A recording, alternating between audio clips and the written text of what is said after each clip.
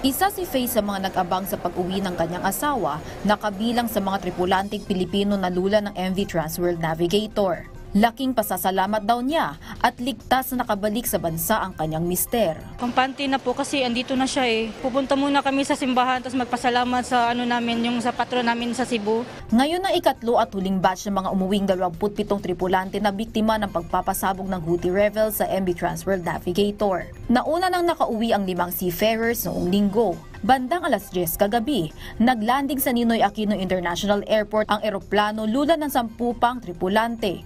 Habang 12:20 AM naman kaninang madaling araw, dumating ang huling batch pero hindi na sila iniharap sa media. The remaining 12 seafarers will be kompleto na po. Sumailalim sila sa briefing at medical examination na dumating sa NAIA. They were brought to a hospital for parang psychosocial, tsaka may mga physical examination din eh. Mas kalmado sila kaysa nung salubong namin nung Sunday. Makakatanggap sila ng mga benepisyong pinansyal mula sa Department of Migrant Workers, Overseas Workers Welfare Administration, DSWD at tulong medikal naman sa DOH. Ang DMW po ay nagpaabot ng mga 50,000 pesos dun sa mga nakauwi na mga tripulante. Matatanda ang inatake ng Iranian-backed Houthis ang MV Transworld Navigator habang binabaybay ang Red Sea noong June 21 at 23. Nagpadala naman ng sulat ng paghingi ng tulong ang mga seafarers ng naturang vessel sa DMW noong June 27 pagdaong ng barko sa Suez Canal sa Egypt.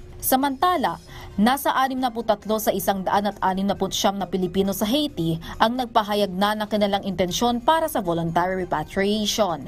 Dumating din sa bansa kahapon ng 2 tripulanting Pinoy ng MV True Confidence na nasawi matapos atakihin ito ng mga nasabing rebelde noong March 6, 2024 habang naglalayag naman ito sa Red Sea. Vel Custodio para sa Pambansang TV sa Bagong Pilipinas.